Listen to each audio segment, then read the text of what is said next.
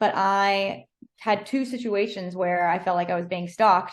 And my solution was to out hike them. And I was like, it's fine. I'm fit. I'll just out hike them. But I'm like, why do I have to deal with this? Yes. Yeah. It's so frustrating. And I also had the thought of, just because I'm a single woman on the Appalachian Trail does not mean I am interested in you.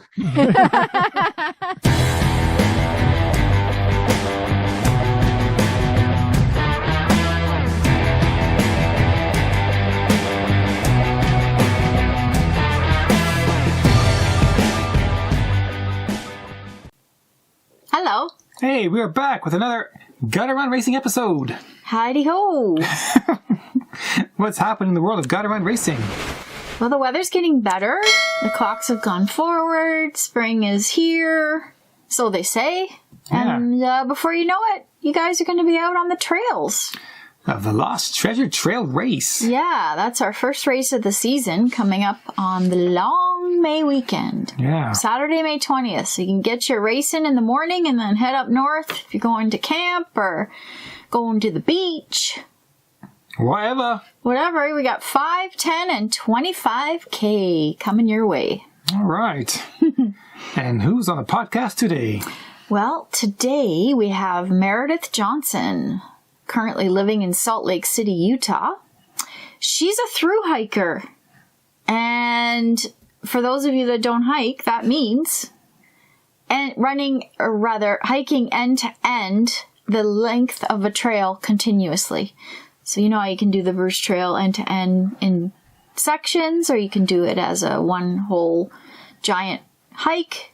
She's done the Appalachian and Pacific Crest trails, so we'll talk to her about that. And she's run self-supported rim to rim to rim, Zion and Teton Crest. And she did her first 100-miler last year in Utah. The Bear. The Bear. The Bear 100, which is not an easy one. No, it isn't. She's also the founder of Women of the Wasatch, which is how I came across her. There was an article online about women running groups.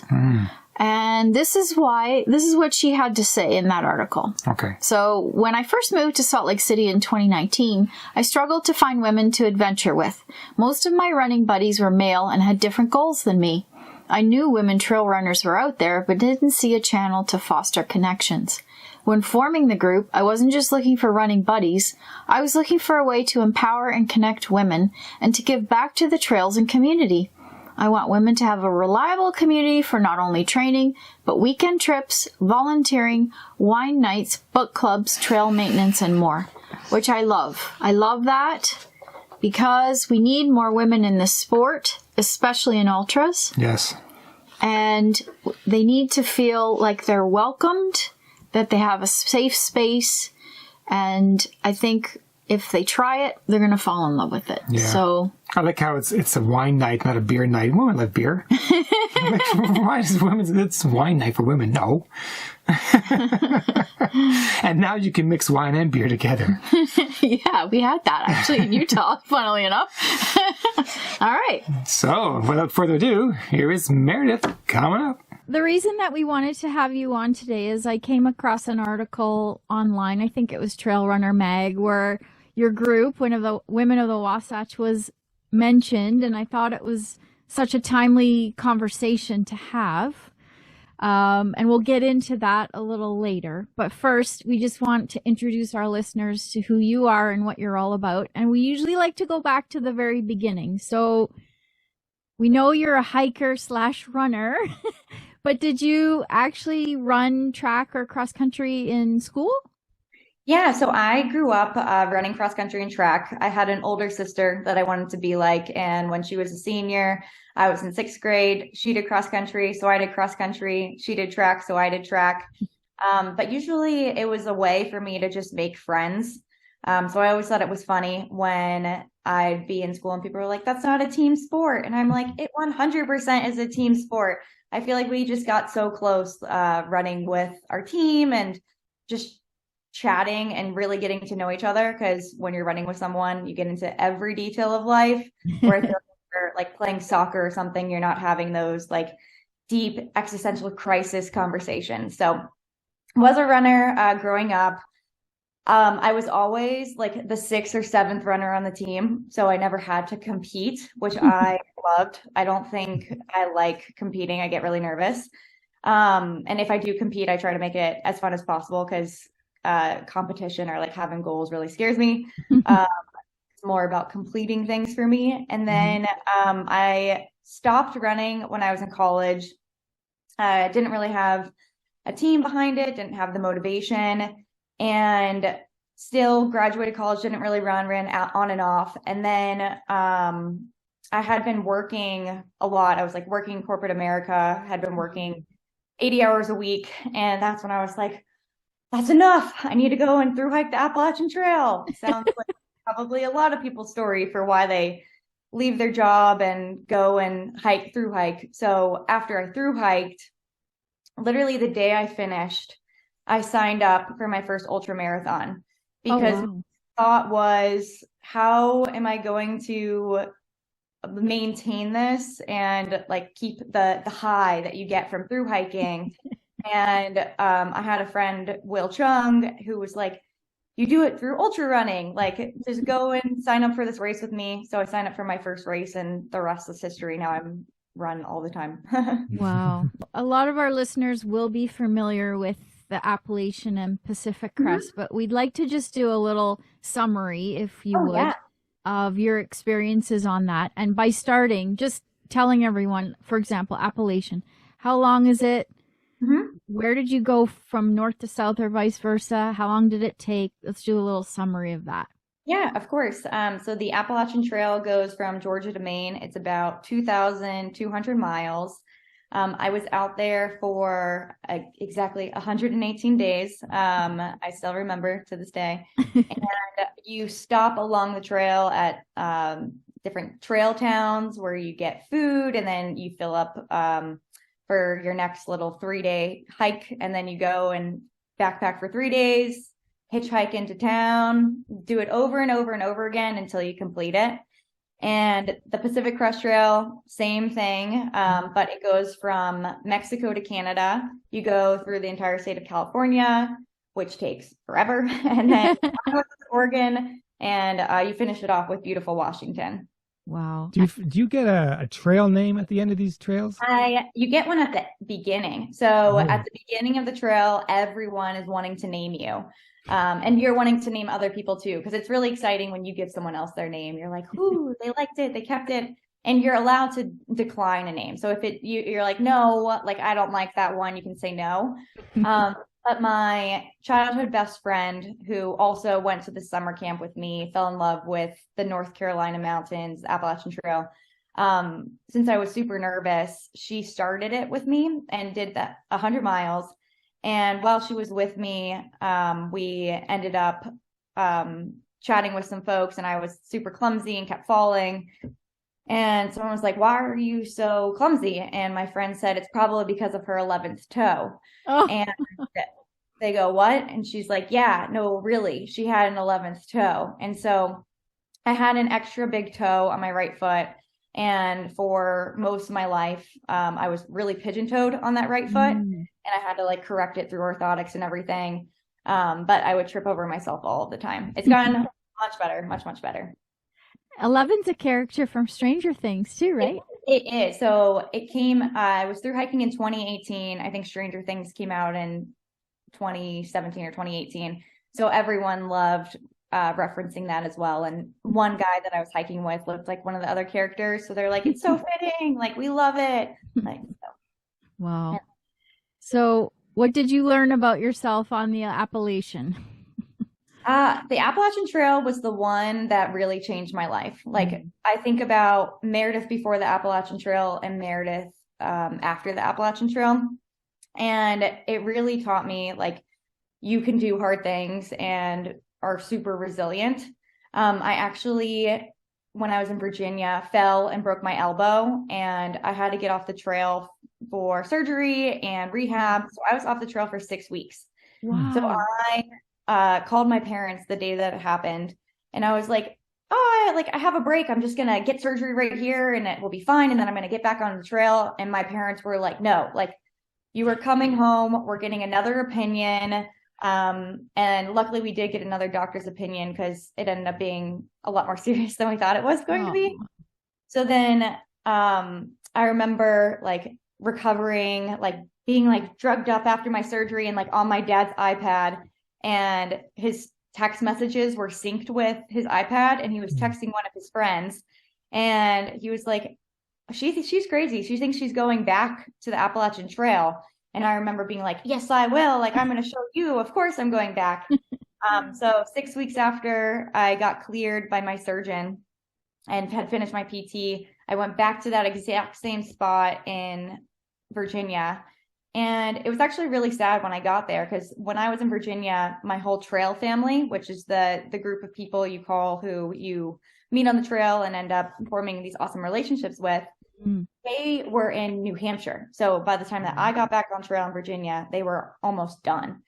So that was just really upsetting at first. And I think I could have had that kind of spook me, because it changed my whole experience, because I went from having a trail family to them being there on my own behind a ton of hikers. Yeah. But it actually lit this drive in me to go really fast. And I really did it alone from that point all the way to Maine. I was alone for most of it, and it was exactly what I needed, because I loved feeling like I'm just taking care of myself and pushing myself. And I got really into like seeing how long I could go each day. So it was a wonderful challenge. And when I did the PCT, I was, I think, chasing that same feeling that I had on the AT of I can do hard things, I can push myself, but I had already had that experience. So when I was on the PCT, I almost wanted to quit after the first 600 miles, because I was just like nostalgic for my Appalachian Trail experience. It was coming up short. And that's when I took a moment to pause and slow down. And I developed an incredible trail family. We called ourselves the Blob because there were 11 of us. It was insane. And I hiked from mile 600 all the way to mile 2,600 with this group. Really? And it was really awesome to then have a completely opposite of experience where I was dependent on these folks, emotionally and physically. Like going through the Sierras that year, there were some terrible stream crossings that I had to have people like pull me across. So it was very two different experiences. And I think I learned different things from each of them and loved them in a different way. Wow. What are the odds of 11 strangers being able to stick together through that many miles when, you know, you all have different paces, you all have different styles? That's incredible. Yeah, it was really fun. And like sometimes we would break up like a little bit, but then once we were back in town, we would sync up. But one thing that some folks in our group loved to do was if we were like just outside of town, so we were probably like mid 30, like 30 miles away from town, usually we'd plan on going in the next day. But you'd hear someone packing up their tent, it's 5:30 a.m., and then they would yell, "Town day!" And we're like, okay, I guess I'm doing 35 miles today, and I hadn't planned on it, but okay. And we would make our way into town. We loved going into town. So it was the town fun. loves you. It was a fun way to see the United States. And sometimes we'd like go to bars and do karaoke, and it was fun. What was one of your longest days in terms of mileage or hours? Yeah. Because it's relative. So on the PCT, Oregon is really, really flat. So we did back-to-back 50 milers, like a lot. Nice. Yeah. And any through the night or no? A lot of times we would start at like 5:30 and end at 9. Yeah. And just by hiking, we were able to do 50 miles, which is crazy.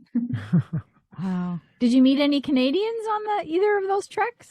I don't think so. I'm sure I did, but I met a lot of folks from, one of my best friends was from New Zealand. And we actually still keep in touch. She came to visit me last year. She's visiting me in a month. And then I've met like Australians, and one of my friends is from Brussels, but I don't know. I'm sure I met Canadians, but I can't.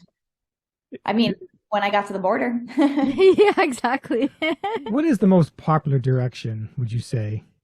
North to south. So, I mean, wait, Yeah, so Georgia to Maine or California to Oregon, so south to north. But there's one other trail that remains, which is called the Continental Divide Trail. So that one goes through the middle of the country. Mm-hmm. And most folks, since it goes through Colorado, have to wait it out for Colorado to melt out. Mm. So they will go from Canada to Mexico. So that's the only one that most people do the opposite direction. Oh, okay. That's interesting. How long did Pacific take? 119 days. Oh my gosh, so close. Yeah. It's flatter. Yeah, but in kilometers, it's 700 kilometers different. Yeah. It's a lot. The terrain is a lot easier on the PCT. So the Appalachian Trail is much more steep and rocky and rooty. And we have the saying called embrace the suck on the Appalachian Trail. Like, I absolutely loved it. But if I would have done it second, that would have been terrible.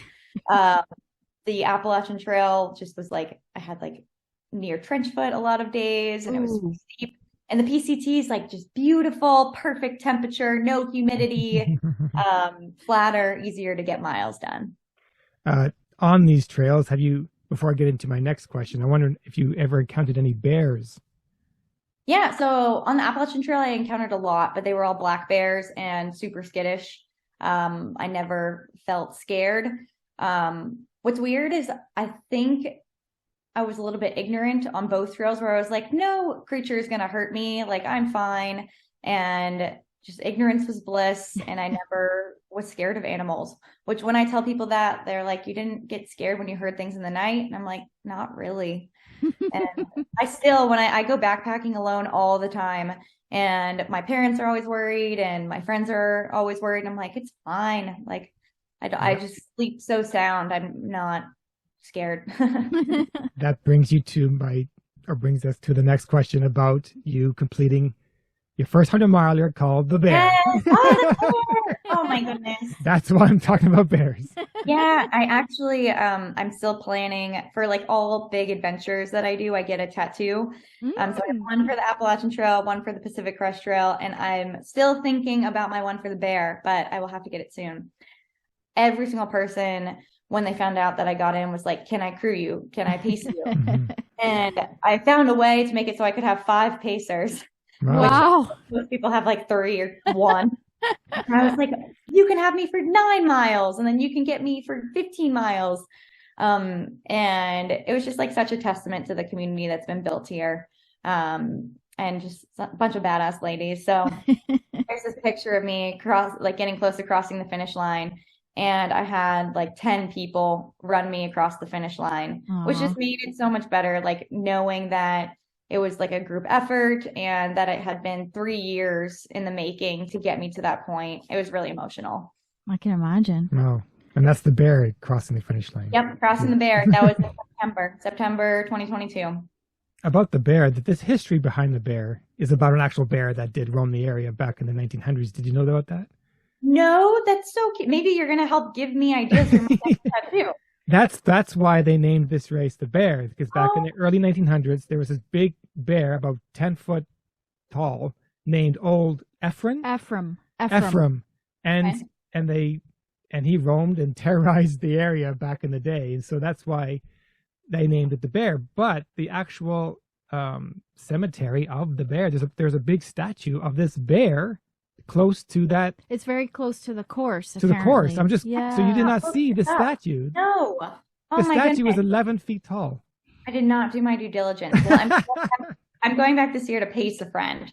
So I will make an effort to go and check that out and make her take a photo of it. And I'll tell her all about the history. There you go. Like, did you know the race you're running?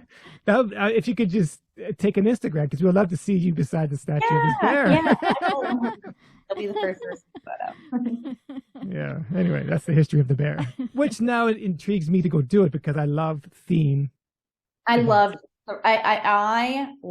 the race. It was so pretty, so well run, so much fun. I feel like I made so many friends while I was out there. And it was just great to go through the darkness with all of the wonderful people out there. So pretty. I think I'd like to segue now into WOW, Women of the Wasatch. I love that you use our acronym. We say WOW all the time. People are like, mean Woman of the Wasatch? I'm like, I mean, wow.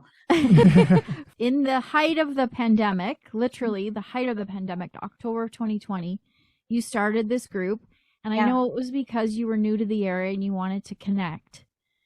But 100 what was the main purpose for you personally to start this group? Because that has to be hard. You don't know anybody, so how are you reaching out to connect people? How did that all come together? Yeah, so I felt kind of like a used car salesman, like cold calling some people at times. So I moved here at the very end of 2019. I had made a couple of friends. Most of them were all men, which is great. Love all my guy friends. But it became very evident to me that this is not like the community that I like to lean on when it comes to just like anything in life. Like I mentioned, you said that you don't really like to talk to people during running. I do the opposite. You would be terrified if you got stuck with me during a race. I'm like, tell me about your life. Like, oh my gosh, tell me about like your relationship. Like, I feel like I get really, really deep and build relationships while running. Mm-hmm. And I've never found a sport like that has made me feel so close to people. And I think one of the biggest things was training for that race and feeling so alone and it was not a great summer because COVID was going on. You're not hanging out with friends and inside anywhere. Yeah. I'm running alone, or I can sometimes get a friend to like meet me at the trailhead to then also run with me, but they're not runners. It was really hard trying to get excited about something that I didn't have to share with people. And I'm someone who needs accountability and needs community in order to do much of like anything. Side note, I'm super ADHD. So a lot of times I'm like, I need accountability and I need like deadlines and I need someone to say, hey, meet me at the trailhead, or it's really hard for me to go. Right. And I had been missing community because of COVID. I had been missing community because I'm doing the sport that is supposed to give me joy and used to give me joy and is not. And the timing could not have been better, where one of my best friends from Florida, who is on my cross country and track team, moved to Salt Lake. Nice. And we were running together. And I was just like, I miss this. Like, I miss our running community. I miss having a team. Like, I know running is made to believe that it's not a team sport, but I really feel like it is. And I kind of put myself out there and like messaged people on Instagram that I had like been following and knew were in the area. One of my friends who's a big runner for Ultra, Jimmy Elam, became one of my friends in Salt Lake, and he had a lot of connections. Right. So he was like introducing me on Instagram to some of these ladies. And I invited them to a run, and we had like 10 people at our first run.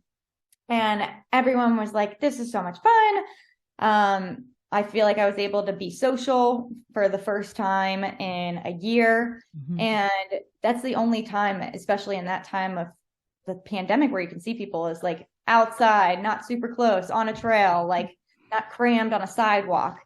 And so I think I really needed it, but then when I saw how much everyone else really needed it, it gave me that validation and excitement to push it forward. Right. And then we started with just like a group chat, like a group me of 10 people. And I planned a run for every week and slowly started inviting some more people just on Instagram, or asking if they wanted to run with me one-on-one, if they're intimidated to run with a group. And then if they were interested, then they would come. Right. So did that throughout like October to March, and you kind of just had to hear about it through word of mouth. But then March was when vaccines came about. So as soon as that happened, we made an Instagram and made this Instagram presence to then draw people in. So it's more open and welcoming than just you have to know about it. As soon as that happened, it grew exponentially. Like we went from having like 20 people to having like 100 overnight. And now we have about, I think, like 700 members. Wow. That's incredible. Amazing. Yeah. And so with that comes other things around like, how do we minimize like logistics around like, how do we minimize our impact and like spread out and get us to a spot that's on different trails? So it's been kind of a fun problem around like, everyone's welcome, but like, where can we meet where we can send them on different routes, and making sure that we're like breaking people up. So it's like 15 people at a time, stuff like that. Has been awesome. And now that we have this community, I'm really excited because other folks in the group are passionate about like volunteering for races together and giving back to the race directors and race community. Or we do trail maintenance 2 times every summer. Nice. So finding trails that like, that's one that we want to run on, so let's go and do that, or trash collection. And now that we have such a big group, we can make a bigger impact, which is amazing. Right. One thing that came to mind when I was reading the article that I really wanted to get your input on is because for women, one thing that we always have to consider whenever we go out for a run or a hike, especially when we're going alone, is the safety element, right? And this is something that I don't think that our male counterparts can relate to, because it's always there. It's not something you ever not think about. And you have things in place like your cell phone, or you share your Garmin live track with someone. You know what I mean? So a few months ago, obviously there's been incidents where women running have been in violent situations. And one thing that came out of one recently, where there were reputable organizations telling women you shouldn't run alone. Victim blaming. And to me, I was so, like, I had such a visceral reaction to that, telling women you should not run alone, and this is why. It's not the woman's fault. And I'm like, well, no, we should run alone. I mean, I'm the epitome of someone I love doing a million things alone, and my core says everyone should be allowed to do stuff on their own, and we do not need to change that.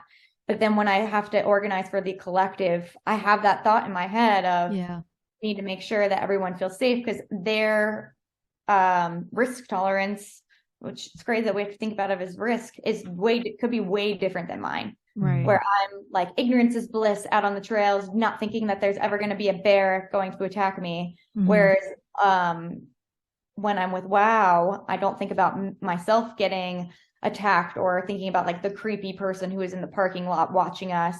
I'm thinking about, oh my gosh, I need to make sure everyone on that group run is safe. Yeah. It's an interesting shift. This is one of the saddest things about like the Appalachian Trail is my parents would ask me like if I was scared about the animals that were near me, or if I ended up like hitchhiking and getting in the car with someone. That was more of like my choice. Right. But there were times, I think it happened twice. Like I mentioned, I was a single woman from Virginia on hiking, where I had to out hike men who like were being super creepy to me. Like they were other thru hikers, which is just so sad and terrible, where you're like, you don't want to have to feel that way about your own community. But I had 2 situations where I felt like I was being stalked, and my solution was to out hike them. And I was like, it's fine. I'm fit. I'll just out hike them. But I'm like, why do I have to deal with this? Yes. Yeah. It's so frustrating. And I also had the thought of, just because I'm a single woman on the Appalachian Trail does not mean I am interested in you. I am not. That was like the last thing on my mind. Especially being out there for 100 days. Yeah, I know. That's one of those things that's just like so sad to think back on, of how like I did change my own actions to get away from someone, and like instead of I don't know. Well, fortunately, it's the minority, and you know, it's and it's education, and it's informing women how to deal with it, or how to react, and don't let it stop you. That's my biggest fear, is that people won't, like, I've had women friends say to me, "You run alone on the trail?" Damn right I do. Yeah. I don't need to be chaperoned. This is my right as a human being. And your group, wow, is getting women out there, which is amazing. And making them feel more confident. Thank you so much for joining us today. It was so nice chatting with you guys. All right. Thanks again, Meredith. It was great chatting with you. You as well. Thank you And so come much. to Canada. We got some parks here for you. No, I have to now. I'm going to look up all these national parks after this call. Check out the Bruce Trail right yes, now. Bruce Trail. That should be the first one you look up. Yes, I will. All right. Okay. Guys. Cheers. Bye. Bye.